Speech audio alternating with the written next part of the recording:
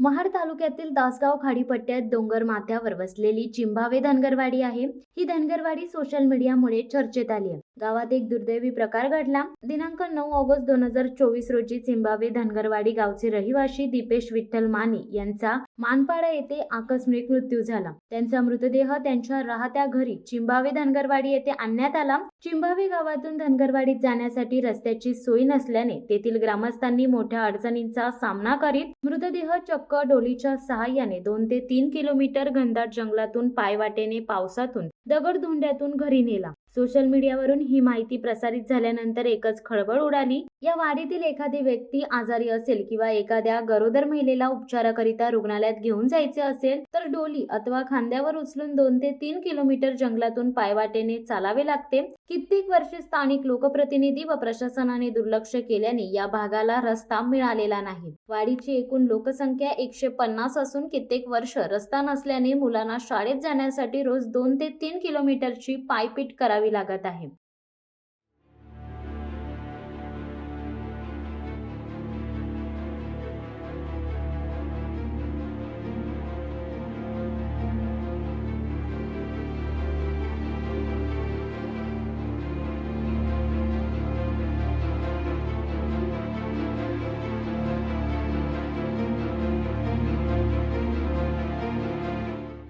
हा व्हिडिओ रायगड जिल्ह्यामधील महाड तालुका चिंभावे धनगरवाडीतला आहे। मृतदेह गावात नेण्यासाठी चिंभाव पासून ते धनगरवाडी पर्यंत जाण्यासाठी रस्ता व्यवस्थित नाही। हा रस्त्यासाठी भरपूर वर्षापासून मागणी आहे आणि काही राजकारण्यांनी 15 वर्ष काय केलंय ते देव जाणे। खरोखर हे मयत नेण्यासाठी बिचाऱ्यांना डोळी करून रात्रीमध्ये न्यावं लागत आहे आणि ह्या परिस्थितीत पावसाच्या काळात म्हणजे 15 वर्ष राजकारण करणारे 15 वर्ष सत्ता भोगणाऱ्यांनी काय केलं, विकास बोलताना मी काय विकास केला बघा, लोकांनी बघा। खरोखर ही रायगडासाठी आणि महाड विधानसभेसाठी लाजिरवाणी गोष्ट आहे। म्हणून माझी नम्र विनंती आहे, महाड तालुक्यातील महाड विधानसभेतील लोकांना की जे भूलथापा देत आहेत त्यांच्याकडे दुर्लक्ष करा। आणि ही अशी परिस्थिती माझ्या त्यातील तर एकच नाही, अजून बऱ्याच ठिकाणी असे रस्ते झालेले नाही आहेत। काही रस्ते नुसते कागदावर आहेत, कागदावर। लोकांना नम्र विनंती आहे, बघा, अजून लक्ष घाला। आज आम्हाला रस्ता नाही आहे, आज आम्हाला पाणी नाही आहे, नाही लाईटीचा ठिकाणा नाही आहे, रस्त्याला लाईट नाही आहे, झाडामध्ये आम्ही राहतो, आम्ही रस्त्याला हे आहे। आमची कोण माणसं आजारी पडली, डिलिव्हरी कोणाची झाली, सर्व घरी आमचं नाही दवाखाना आहे, नाही डॉक्टरी आहे, नाही काहीच नाही आमच्याकडे, साधन आहे काहीच नाही आहे अजिबात। आता मरण झालं तरण झालं आम्ही झोळीमध्ये कपड्यामध्ये बांधून घेऊन जातात, सर्व काय हे होतंय। आमच्याकडे काय कोण हेच लक्ष देत नाही। आम्ही एवढी मतदान करतो, हे करतो, लक्ष पडत नाही आमच्यावर। मग आम्ही ह्याच्या पुढं काय करायचं, कसं राहायचं? आत्ता आमच्याकडे 2 पेशंट आहेत, पण त्यांना डॉक्टरांची जरुरी आहे, तरी डॉक्टरी आमच्याकडे होत नाही, कारण काय त्यांना न्यायलाच मिळत नाही, भेटत नाही। ह्या पावसामुळे ह्यामुळे आमची लय परिस्थिती बिकट आहे। मग त्या परिस्थितीला आम्ही काय करायचं, कसं राहायचं?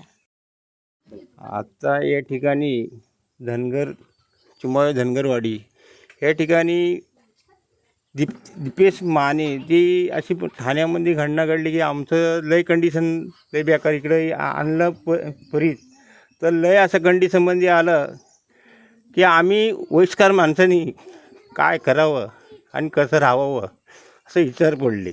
पण त्याच्यामध्ये आम्ही स्वतः जोर होऊन तिथनं वाकोली गावातनं कसं तरी आम्ही त्यांच्या घरी आणलं। लय कठीणची बाजू आहे त्याच्यामध्ये, त्यांनी व्हिडिओ पण काढला असतील, काय केला असेल त्यांनी लावले असतील, पण लय कंडिशन लय बेकार आलेलं आहे। आणि त्याच्यापुढं दुसरं एक आहे की आता तिथं जो आमची वाडी आहे चिंबावे धनगरवाडी तिथं अशी 2 पेशंट जर पडलेली आहेत की नेऊ शकत पण नाही. आणि वयस्कर माणसं काय गोष्ट डोली म्हणजे उचलावी किती माणसांनी.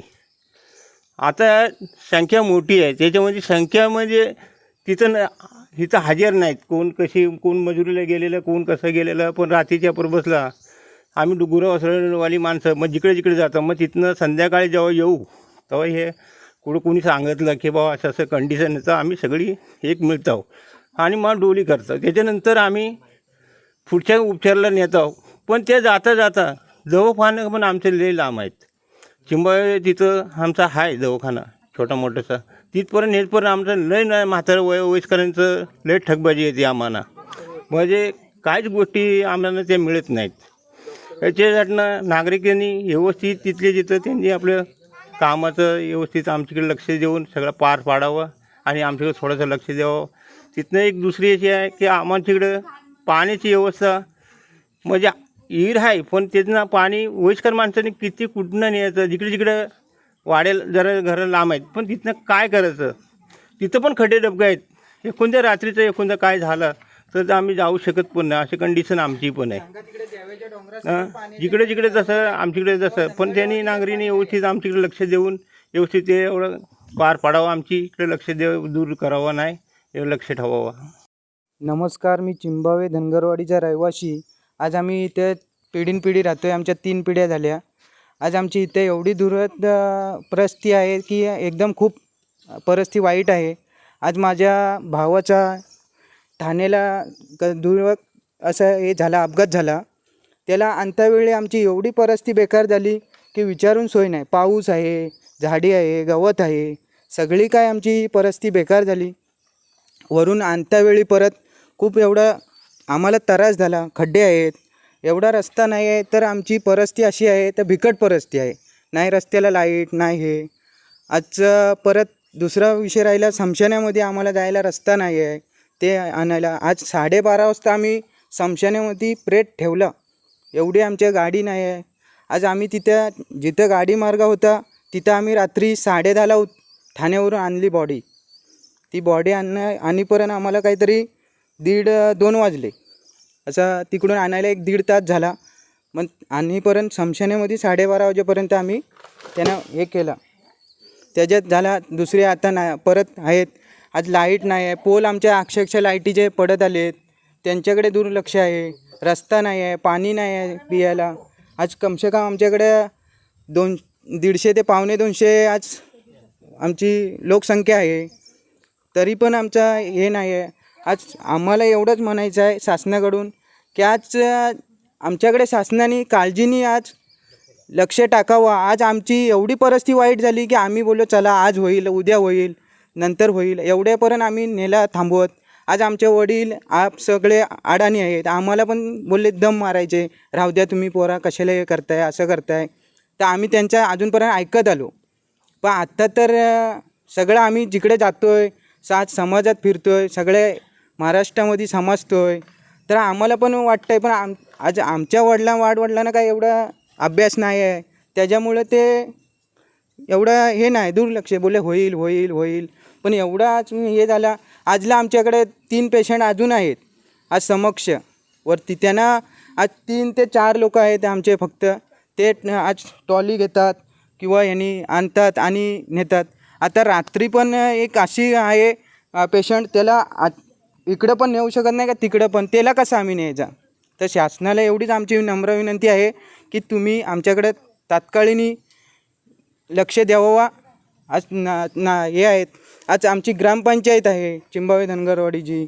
आज आमदार खासदार सगळे आहेत. त्यांनी एवढीच नम्र विनंती आहे की आम्हाला सहकार्य त्यांनी तात्काळीने करावं. आमच्या ह्याच्या पुढे काय हे नाही. शिवसत्ता टाइम्ससाठी निलेश लोखंडे, महाड. दे धडक बेधडक वृत्त देणाऱ्या आपल्या शिवसत्ता टाइम्स न्यूज चॅनलला लाल बटन दाबून सबस्क्राईब करा आणि बेल आयकॉनला क्लिक करायला विसरू नका.